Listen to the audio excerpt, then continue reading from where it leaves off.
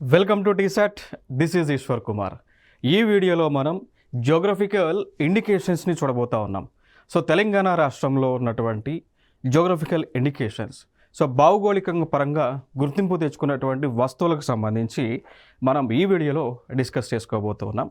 So దానికంటే ముందు ఇటీవల టీజీపీఎస్సీ ఏదైతే గ్రూప్ 4 ఎగ్జామ్ని నిర్వహించి ఉందో, సో దానిలో వచ్చినటువంటి జియోగ్రఫికల్ ఇండికేషన్ సంబంధించినటువంటి టాపిక్ను ఒక క్వశ్చన్ మనం చూద్దాం. సో చూస్తే దాన్ని బట్టి మనకు అర్థమవుతుంది ఏ విధంగా క్వశ్చన్స్ని అడుగుతూ ఉన్నారు, మనం ఎట్లా ప్రిపేర్ అవ్వాలి అనేటువంటి అంశం మనకు తెలియవస్తుంది. కాబట్టి సో ముందుగా ఒక క్వశ్చన్ చూద్దాం. సో ఇది టీజీపీఎస్సీ గ్రూప్ 4లో 2018లో వచ్చినటువంటి క్వశ్చన్ అండి. సో చూడవచ్చు, ఇక్కడ జిఐ ట్యాగ్ ఒక పక్క, ప్లేస్ అని ఒక పక్క ఇచ్చారు. So silver filigree, scroll paintings, ikat, durries, matching చేయమని ఇచ్చారు. ప్లేస్లో వరంగల్, పోచంపల్లి, నిర్మల్ అని, కరీంనగర్ అని, చర్యాలని. ఓకే, సో ఇది తెలిస్తే మీరు ఆన్సర్ ఇవ్వండి, లేదంటే at the end of the session class అయిన తర్వాత ఈ క్వశ్చన్కి ఆన్సర్ మీకు మీరే ఇస్తారు. సో చూద్దాం. సో రైట్, సో మేము వెళ్ళిపోదాం మెయిన్ టాపిక్లో. ఈ జియోగ్రఫికల్ ఇండికేషన్స్ అనేటువంటిది ఏదైతే ఒక కాన్సెప్ట్ ఉందో, భౌగోళిక సూచికలు లేదా భౌగోళిక సూచనలుగా పిలుస్తూ ఉంటామో, దీనికి సంబంధించి ఒక యాక్ట్ పాస్ చేశారు అండి, ఒక గైడ్లైన్స్ ఉన్నాయని. సో ఇక్కడ trade related aspects of intellectual property rights అంటాం, ట్రిప్స్ అంటాం. సో వరల్డ్ ట్రేడ్ ఆర్గనైజేషన్ సంబంధించి, అంతర్జాతీయ ఈ యొక్క ట్రేడ్ ఆర్గనైజేషన్ ఏదైతే ఉంటుందో, వరల్డ్ ట్రేడ్ ఆర్గనైజేషన్ ఏదైతే ఉంటుందో, దానికి సంబంధించి ఒక ట్రిప్స్ అగ్రిమెంట్ అని వివిధ దేశాలు చేసుకున్నారు. సో ట్రిప్స్ అగ్రిమెంట్ దాన్ని అంటాము trade related aspects of intellectual property rights సంబంధించిన అగ్రిమెంట్. సో మేధో సంపదలకు సంబంధించి మన యొక్క హక్కులు, మేధో హక్కులకు సంబంధించినటువంటి అగ్రిమెంట్ ఇది. సో దీనిలో ఒక సెక్షన్ ఉంటుంది, ఆర్టికల్ ఉంటుంది, ఆర్టికల్ నెంబర్ 22(1) అండి. సో ఈ ఆర్టికల్ ప్రకారం ఏంటి అంటే, వరల్డ్ ట్రేడ్ ఆర్గనైజేషన్ పరిధిలో వివిధ దేశాలు ఒక వస్తువులకు జియోగ్రఫికల్ ఇండికేషన్స్ అనేటువంటి ఒక ట్యాగ్ని ఇవ్వచ్చు అండి. సో ఫైనల్గా జియోగ్రఫికల్ ఇండికేషన్స్ అంటే ఏంటి అంటే, ఒక ప్రోడక్ట్ని గుర్తిస్తారు. ఆ ప్రోడక్ట్ని అది ఆ ప్లేస్లో ఆవిర్భవించినటువంటి కారణంగా ఆ ప్లేస్ పాయింట్ ఆఫ్ వ్యూలో ఆ ప్రోడక్ట్ని గుర్తిస్తూ ఉంటారు. ఇప్పుడు ఫర్ ఎగ్జాంపుల్గా మనం తీసుకున్నాము అనుకోండి, తెలంగాణలో పోచంపల్లి అనేటువంటి ఒక ప్లేస్ ఉంటుంది. పోచంపల్లిలో ఇక్కత్ శారీస్ని తయారు చేస్తూ ఉంటారు. అక్కడ ఉన్నటువంటి వారందరూ కూడా ఇక్కత్ శారీస్ని తయారు చేస్తూ ఉంటారు. సో ఇక్కడ గవర్నమెంట్ ఆఫ్ ఇండియా ఏం చేసింది అంటే, ఆ ఇక్కత్ అనేటువంటి శారీలను గుర్తించింది. ఎట్లా ఆ ప్లేస్ పాయింట్ ఆఫ్ వ్యూలో. సో పోచంపల్లి అనేటువంటి పాయింట్ ఆఫ్ వ్యూలో ఇక్కత్ అనేటువంటి దాన్ని గుర్తించడం జరిగింది అండి. అర్థమైందా? సో ఫైనల్గా జిఐ ట్యాగ్స్ అనేటువంటివి ఎందుకు ఇస్తారు అంటే, ఏదైనా ఒక ప్రోడక్ట్ ఆ ప్లేస్ ఇండికేట్ చేస్తూ ఉంటుందో, దాంతోపాటు ఆ ప్లేస్లో అది ప్రసిద్ధి చెందిందో, సో వాటిని బేస్ చేసుకొని ఆ జిఐ ట్యాగ్ అనేటువంటిది ఇస్తూ ఉంటారు. ఈ జిఐ ట్యాగ్స్ అనేటువంటివి తినేటువంటి పదార్థాలకి ఇవ్వచ్చు, లేదా చేనేత కార్మికులు చేసేటువంటి బట్టలకు ఇవ్వచ్చు, లేదా హస్తకళలకు ఇవ్వచ్చు, లేదా ఆ ప్రాంతంలో ప్రసిద్ధిగాంచినటువంటి లైక్ టాయ్స్కి సంబంధించి కూడా జిఐ ట్యాగ్స్ అనేటువంటివి ఇవ్వచ్చు అండి. క్లియర్ కదా? సో ఫైనల్గా ఈ క్వశ్చన్కి ఆన్సర్ ఇచ్చేటువంటి ప్రయత్నం చేయండి. సో భారతదేశం వస్తువుల యొక్క భౌగోళిక సూచికలు రిజిస్ట్రేషన్ మరియు రక్షణ చట్టం 1999ను ఈ క్రింది వాటికి అనుగుణంగా అమలు చేసింది అండి. సో ఫైనల్గా ఏమంటున్నారంటే, భారతదేశంలో ఒక చట్టం ఉంది. ఆ చట్టమే geographical indications of goods registration and protection act 1999 తీసుకొచ్చింది ప్రభుత్వం, భారతదేశం. ఎవరి యొక్క గైడ్లైన్స్ ప్రకారం అమలు చేశారని అంటూ ఉన్నారు. సో ఆన్సర్ డిస్కస్ చేసాం ఆల్రెడీ కూడా, World Trade Organisation. So TRIPS agreement అనేటువంటిది వరల్డ్ ట్రేడ్ ఆర్గనైజేషన్ పరిధిలో జరిగింది. ఆ ట్రిప్స్ అగ్రిమెంట్లో ఉన్నటువంటి సెక్షన్ నెంబర్ 22 ఆఫ్ క్లాస్ 1 ప్రకారమే జియోగ్రఫికల్ ఇండికేషన్స్ అనేటువంటివి దేశ ప్రభుత్వాలు, వివిధ దేశాల్లో ఉన్నటువంటి ప్రభుత్వాలు గుర్తిస్తూ ఉన్నాయి. చూడవచ్చు. సో జియోగ్రఫికల్ ఇండికేషన్స్ అనేటువంటివి ఏ చట్టాన్ని అనుసరించి ఇస్తూ ఉన్నారు అంటే, ఒకటి దాన్ని అంటాము జియోగ్రఫికల్ ఇండికేషన్స్, ఆ చట్టమే geographical indications of goods registration and protection act 1999 అని పిలుస్తూ ఉంటారు. ఓకేనా? మరి ఇది ఏ మంత్రిత్వ శాఖ ఇస్తుంది అంటే, ministry of commerce and industry అండి. నెక్స్ట్ అంశం, ఏదైనా ఒక ప్రోడక్ట్కు జియోగ్రఫికల్ ఇండికేషన్ ట్యాగ్ అనేటువంటిది ఇచ్చారు అనుకోండి, అది ఎంతకాలం వరకు వ్యాలిడిటీ ఉంటుంది? 10 years వరకు. ఓకేనా. సో ఒక ప్రోడక్ట్ని కనుక జిఐ ట్యాగ్ అనేటువంటి హోదా ఇస్తే ఆ ప్రోడక్ట్ని వారు తప్ప, అంటే ఎవరైతే జిఐ ట్యాగ్ పొంది ఉంటారో సో వారు తప్ప ఎవరు కూడా ఆ ప్రోడక్ట్ని ఆ పేరుతో ఉత్పత్తి చేయడానికి వీలు లేదు. క్లియర్ కదా. ఇప్పుడు ఫర్ ఎగ్జాంపుల్ పోచంపల్లి ఇక్కత్ ఉంది మనకి, లేదా కరీంనగర్లో సిల్వర్ ఫిలిగ్రీ ఉంది. వారు తప్ప ఎవరు కూడా ఆ బ్రాండ్తో ఆ ప్రోడక్ట్ని తయారు చేయడానికి లేదు, అమ్మడానికి లేదు. ఎంతవరకు అంటే 10 సంవత్సరాల వరకు అండి. అర్థమైందా. సో దాని తర్వాత మళ్ళీ రెన్యువల్ చేసుకుంటే మళ్ళీ 10 ఇయర్స్కి రెన్యువల్ చేస్తుంది గవర్నమెంట్ ఆఫ్ ఇండియా. సో ఇది ఇక్కడ ఇంపార్టెంట్ అంశం. ఇంకా దాని తర్వాత మనం చూసుకున్నట్లయితే మరి తెలంగాణ నుంచి చూసుకుందాం.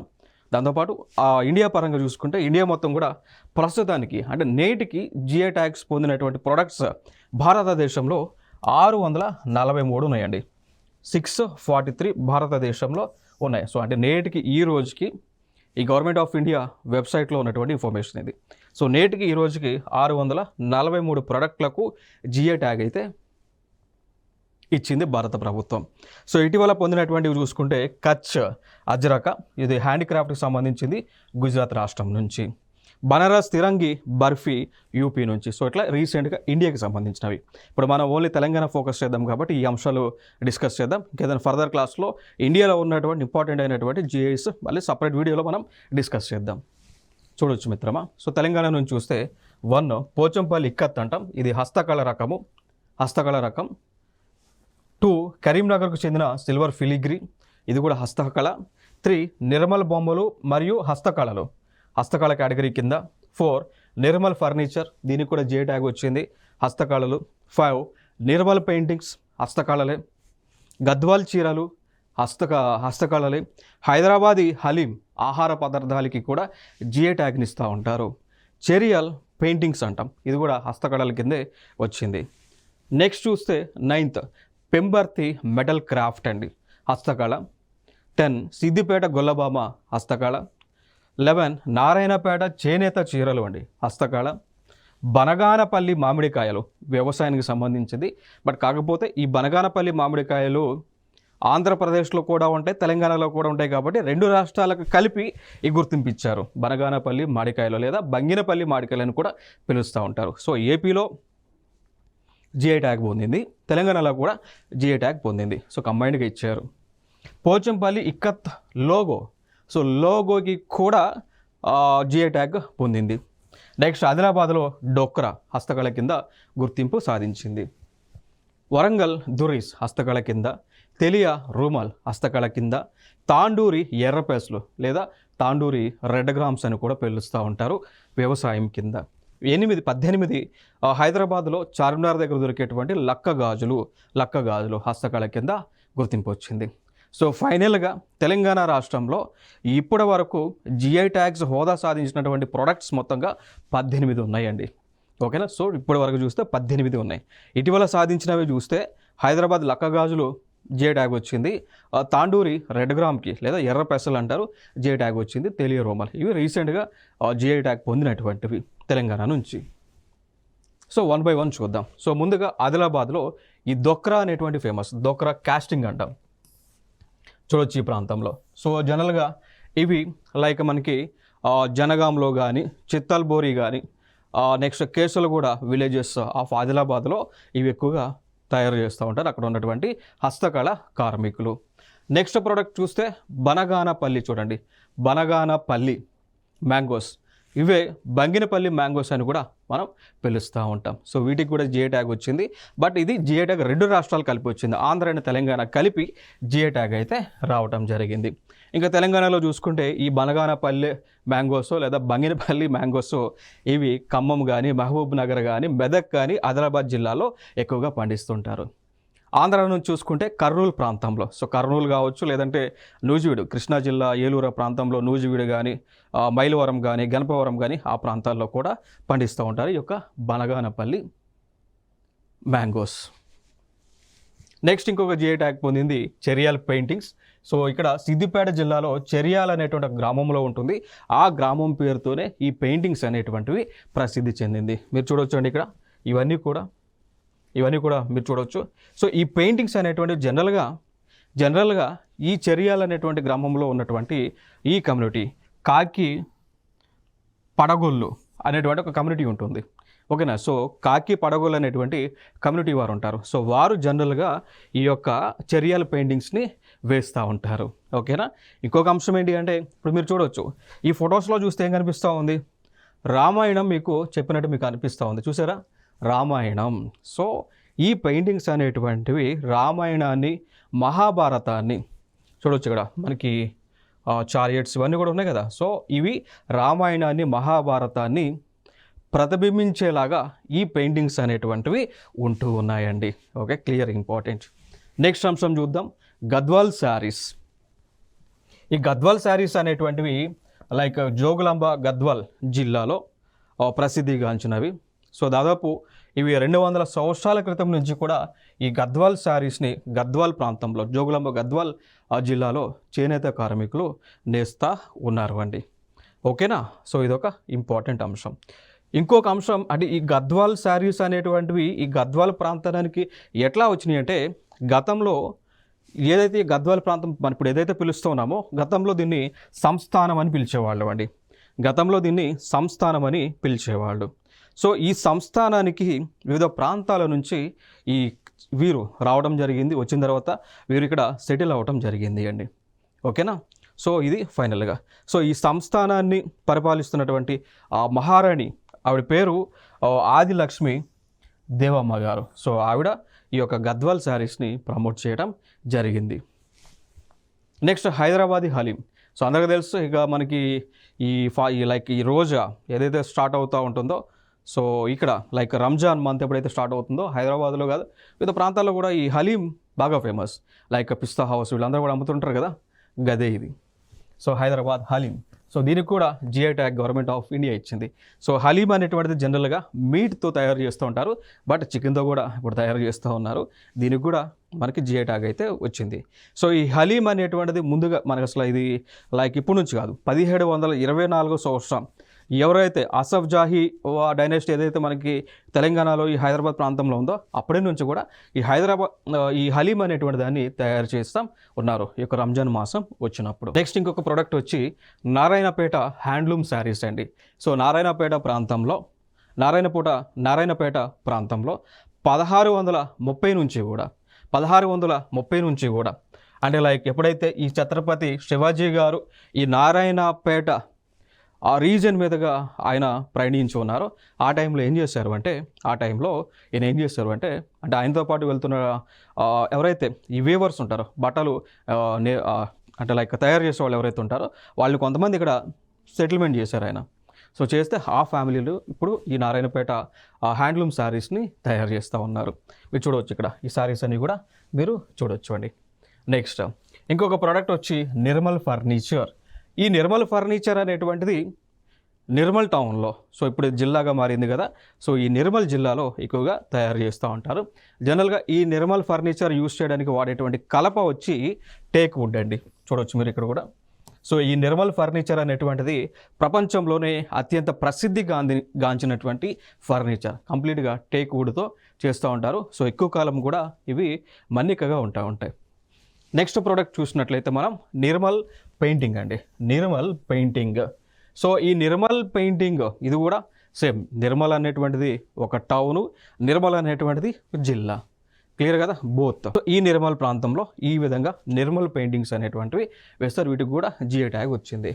నెక్స్ట్ ప్రోడక్ట్ చూస్తే ఇదే నిర్మల్లో టాయ్స్ ఉంటాయి, టాయ్స్ అండ్ క్రాఫ్ట్స్. చూడండి ఇక్కడ. సో ఈ విధంగా చూసారా, ముందు చూసిందేమో నిర్మల్ ఫర్నిచర్, అది కుర్చీలు టేబుళ్ళు ఇవన్నీ ఉన్నాయి కదా, గది, అవి టేక్ వుడ్తో చేస్తారు. ఇవి నిర్మల్ టాయ్స్, ఇవి చూసారు కదా. ఈ టాయ్స్ని తయారు చేసేది ఇక్కడ కనిపిస్తున్నటువంటి చెట్టుతో అండి. ఆ చెట్టు పేరే పోనికి అనేటువంటి చెట్టు. చాలా కాస్ట్ అండి.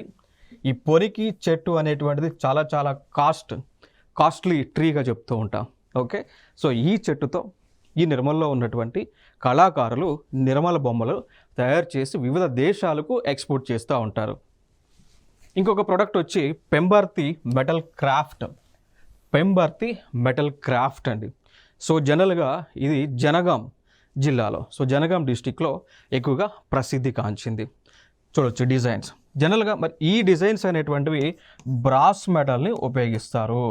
సో బ్రాస్ అంటే ఇత్తడి, బ్రాస్ అంటే ఇత్తడి, ఇత్తడితో తయారు చేస్తారు. సో ఇత్తడిలో 2 లోహాలు కలుపుతారు, ఒకటి కాపర్, 2 జింక్ అండి. సో కాపర్ అని కలుపుతుంటారు. సో కాపర్ అదేవిధంగా జింక్ అనేటువంటివి 2 కలిపితే మనకి బ్రాస్ అంటే ఇత్తడి తయారవుతుంది. సో దాదాపు కాపర్ రాగి 60%, 66% కలుపుతారు. జింక్ ఏమో 34%ని కలిపితే మనకు అవుట్పుట్ వచ్చేది ఇత్తడి బ్రాస్. సో దాంతోనే పెంబర్తి మెటల్ క్రాఫ్ట్లను చేస్తూ ఉంటారు ఇక్కడ. నెక్స్ట్ ఇంకొక ప్రోడక్ట్ వచ్చి పోచంపల్లి ఇక్కత్. హైదరాబాద్కి అతి చేరువలోనే ఉంటుంది. సో యాదాద్రి భువనగిరి జిల్లాకి చెందింది. అక్కడ ఈ జిల్లాలోనే పోచంపల్లి అనేటువంటి ఒక మండలం, ఒక ఏరియా ఉంటుంది. అక్కడ ఆ గ్రామంలో ఉన్నటువంటి, ఆ ఊరిలో ఉన్నటువంటి వారు ఈ యొక్క ఇక్కత్ అనేటువంటి చీరలను నేస్తూ ఉంటారు, చూడవచ్చు. ఇంకా దీని యొక్క విశిష్టత ఏంటి అంటే ఇక్కడ డిజైన్స్ మీరు చూస్తే ఈ పోచంపల్లి ఇక్కత్ శారీస్ పైన ఉన్నటువంటి డిజైన్స్ని మీరు చూస్తే ఏ విధంగా ఉంటుంది అంటే, దీని ఎడ్జెస్ చూస్తే డిఫ్యూజ్డ్ ఎడ్జెస్గా ఒక స్క్వేర్ తీసుకొని, ఒక చతురస్రం తీసుకొని దాంట్లో డైమండ్ షేప్ పెట్టినట్టు ఉంటుంది. దాని తర్వాత ఈ స్క్వేర్ యొక్క బౌండరీ డిఫ్యూజ్ అయినట్టు ఉంటుందండి, అంటే విడిపోయినట్టు కనిపిస్తుంది. చూసారా ఇక్కడ షేప్స్ ఇది అన్నట్టు. ఇది ప్రపంచంలోనే ఫేమస్గా అంచినవి. ఓన్లీ మీకు పోచంపల్లి ఇక్కత్ పోచంపల్లిలోనే చేస్తూ ఉంటారు, చేయాలి. అక్కడ కాకుండా ఈ డిజైన్స్ వేరే ఎక్కడ చేసినా కానీ it will become a case, చేయకూడదండి. సో ఈ శారీస్ అనేటువంటివి కాటన్తోనూ సిల్క్తో కూడా నేస్తారు, లేదంటే సిల్క్ కాటన్ కలిపి కూడా చేస్తూ ఉంటారు. నెక్స్ట్ ఇంకొకటి సిద్దిపేట గొల్లభామ అండి. సో సిద్దిపేట గొల్లభామ ఏ ప్రాంతానికి చెందింది? సిద్దిపేట. ఇప్పుడు జిల్లా కదా సిద్దిపేట, సో జిల్లాకి చెందినటువంటివే. మరి సిద్దిపేట గొల్లభామ యొక్క విశిష్టత, ఇవి కూడా శారీసే, బట్ ఇవి కూడా శారీస్ లాంటివే. బట్ ఇక్కడ ఏం చేస్తారంటే శారీస్కి కింద గొల్లభామ షేప్ని వేస్తూ ఉంటారు. ఇప్పుడు చూడండి, ఇప్పుడు చూసారా ఇవిడేం చేస్తుంది, తలపైన ఒక పాట్ లాంటిది నెత్తిపైన పెట్టుకుంది, చేతిలో ఇంకొక చిన్న వెజలు పెట్టుకుంది. దీనిపైన ఏముంటాయి? మిల్క్ ఉంటాయి, గొల్లభామ మిల్క్ ఉంటాయి అన్నట్టు. క్లియర్ కదా? సో ఈ షేప్స్ అన్నీ కూడా ఈ చీరల పైన వేస్తూ ఉంటారు. అందుకే ఈ డిజైన్ ఏమంటాము అంటే గొల్లభామ డిజైన్స్. ఈ శారీలనే గొల్లభామ శారీస్ అని పిలుస్తూ ఉంటారు. సిద్దిపేటలో ఫేమస్. నెక్స్ట్ వచ్చి వరంగల్ దరీస్ లేదా వరంగల్ దురీస్ అంటాం. ఈ నథింగ్ బట్ కార్పెట్స్ అండి. ఈ నథింగ్ బట్ కార్పెట్స్. ఇవి ఎక్కువగా మనకి వరంగల్ ప్రాంతంలో కొత్తవాడ అనేటువంటి ప్లేస్లో వీటిని అక్కడ ఉన్నటువంటి వారు తయారు చేస్తారు. నెక్స్ట్ ఇంకొక ప్రోడక్ట్ వచ్చి పుట్టపాక తేలియ రుమాల్. సో నల్గొండ జిల్లాలో పుట్టపాక అనేటువంటి ఒక విలేజ్ ఉంటుంది. ఆ విలేజ్లో ఉన్నటువంటి ప్రజలు తెలియ రుమాల్ అనేటువంటివి తయారు చేస్తూ ఉంటారు. ఇది చూడవచ్చు ఇక్కడ తెలియ రుమాల్. నెక్స్ట్ కరీంనగర్ ప్రాంతంలో, సో కరీంనగర్ జిల్లాలో సిల్వర్ ఫిలిగ్రీ అనేటువంటిది ఫేమస్ అండి. సో చూడవచ్చు సిల్వర్ ఫిలిగ్రీ అంటాం. సో ఈ విధంగా షేప్స్ తయారు చేస్తారండి. చూసారా ఈ విధంగా షేప్ ఉందా? బొమ్మలు, లైక్ బొమ్మలు, దేవుడు బొమ్మలు ఇవన్నీ కూడా చేస్తారు, బట్ సిల్వర్ని యూస్ చేస్తారు. పెంబర్తి మెటల్ క్రాఫ్ట్లోనేమో ఇత్తడిని వాడతారు. కరీంనగర్ వాళ్ళు చేసేటువంటి ఫిలిగ్రీలోనేమో సిల్వర్, వెండిని వాడతారండి. సో వెండితో చేసేటువంటి బొమ్మలు జిఐ ట్యాగ్ పొందినవి 2007లో. ఇక దాని తర్వాత ఇంకొక ప్రోడక్ట్ మనం చూసుకున్నట్లయితే ఆ ప్రోడక్టే తాండూరి రెడ్ గ్రామ్ అంటాం. ఇటీవల జిఐ ట్యాగ్ స్టేటస్ని పొందింది అండి తాండూరి కందిపప్పు. సో ప్రపంచంలోనే ప్రసిద్ధిగాంచినటువంటి కందిపప్పు, ఓకేనా. So Tandur red gram GI స్టేటస్ని పొందింది అండి. దాని తర్వాత ఇంకొక ప్రోడక్ట్ మనం చూసుకున్నట్లయితే ఇంకొక ప్రోడక్ట్ వచ్చేసి హైదరాబాద్ ప్రాంతంలో చార్మినార్ ఏరియా ఏదైతే ఉందో, చార్మినార్ దగ్గర బడీ బజార్ అని ఉంటుంది, లడీ బజార్, ఆ బడీ బజార్ అని ఉంటాయి. సో చార్మినార్ ప్రాంతంలో, క్లియర్ కదా. సో ఇక్కడ ఈ ప్రాంతంలో ల్యాక్ బ్యాంగిల్స్ అనేటువంటివి తయారు చేస్తుంటారు. అక్కడ ఉన్నటువంటి వారందరూ కూడా ఈ ల్యాక్ బ్యాంగిల్స్ అనేటువంటివి తయారు చేయడం జరుగుతూ ఉంది అండి. క్లియర్ కదా? ఈ ల్యాక్ బ్యాంగిల్స్ అనేటువంటివి తయారు చేస్తూ ఉంటారు. సో వీటికి కూడా జిఐ ట్యాగ్ అనేటువంటిది రావటం జరిగింది మిత్రమా. సో ల్యాక్ బ్యాంగిల్స్ అనేటువంటివి హైదరాబాద్కి ప్రసిద్ధి చెందినవి. సో హైదరాబాద్లో మనకి జిఐ ట్యాగ్ పొందినటువంటి ప్రోడక్ట్స్ చూసుకుంటే హైదరాబాద్ను చూసుకుంటే ఒకటి హైదరాబాద్ హలీము, 2 హైదరాబాద్లోనే చార్మినార్ దగ్గర ఉండేటువంటి ల్యాక్ బ్యాంగిల్స్. ఇక దాని తర్వాత పోచంపల్లిలో పోచంపల్లి ఇక్కత్ అంటాం, కరీంనగర్లో కరీంనగర్ ఫిలిగ్రీ అంటాం, పెంబర్తి మెటల్ క్రాఫ్ట్ అంటాం, తెలియ రూమాల్. సో ఏదైతే నల్గొండ ప్రాంతంలో తెలియ రూమాల్ని తయారు చేస్తూ ఉంటారు. నిర్మల్ జిల్లానో నిర్మల్ టౌనో ఆ ప్రాంతం నుంచి, అది అంతకుముందు టౌన్ ఇప్పుడు జిల్లా కదా. సో నిర్మల్ నుంచి నిర్మల్ బొమ్మలు టాయ్స్ ఉన్నాయి, నిర్మల్ ఫర్నిచర్ ఉంది, నిర్మల్ పెయింటింగ్స్ ఉన్నాయి. క్లియర్ కదా. సో ఇవన్నీ కూడా జిఐ ట్యాగ్స్ పొందినటువంటి ప్రోడక్ట్లు. ఇక దాని తర్వాత మనం చూసుకున్నట్లయితే బనగానపల్లి మ్యాంగోస్, దాన్ని బంగినపల్లి మ్యాంగోస్ అంటారు. సో ఈ మ్యాంగోస్కి 2 రాష్ట్రాల్లో నుంచి జిఐ ట్యాగ్ వచ్చింది. ఒకటి ఆంధ్రప్రదేశ్ నుంచి, 2 తెలంగాణ నుంచి జిఐ స్టేటస్ రావటం జరిగింది అండి. ఇవన్నీ కూడా తెలంగాణలో భౌగోళిక గుర్తింపు పొందినటువంటి హస్తకళలకు చెందినటువంటి ప్రోడక్ట్స్, ఫుడ్కి సంబంధించినటువంటి ప్రోడక్ట్స్, ఫర్నిచర్కి సంబంధించినటువంటి ప్రోడక్ట్స్ అండి. వీటిపైన ఎగ్జామ్ ఏదైనా కానీ ఖచ్చితంగా 1 క్వశ్చన్, అట్లీస్ట్ 1 క్వశ్చన్, లేదా మనం ముందుగా చూపించినట్టు చూద్దాం ఇక్కడ. సో ముందుగా చూపించినట్టు ఈ విధంగా మ్యాచ్ ది ఫాలోయింగ్ని అడుగుతూ ఉన్నారు. సో ఇప్పుడు మీరు చెప్పండి మిత్రమా, ఇప్పుడు దాకా డిస్కస్ చేస్తాం కదా, మీరే ఆన్సర్ చెప్పండి. సిల్వర్ ఫిలిగ్రీ ఏ ప్రాంతంలో ఫేమస్? స్క్రాల్ పెయింటింగ్ ఏ ప్రాంతంలో ఫేమస్? ఇక్కత్ ఏ ప్రాంతంలో famous?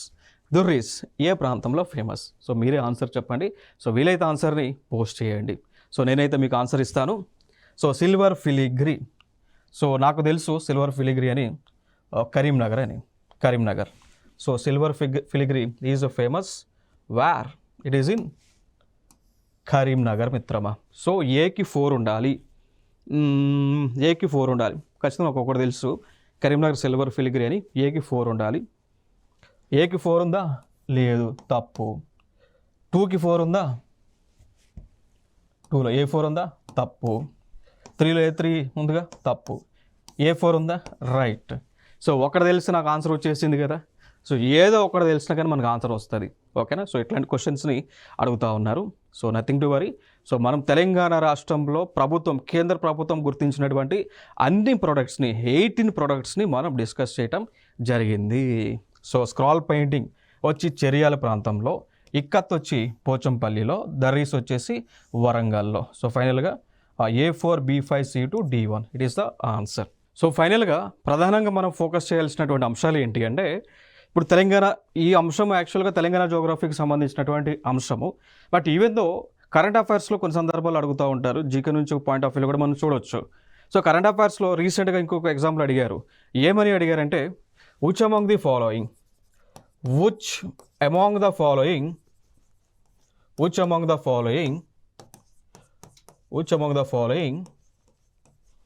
had received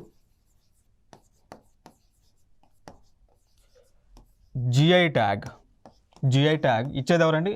from government of India అని అడిగారు. So from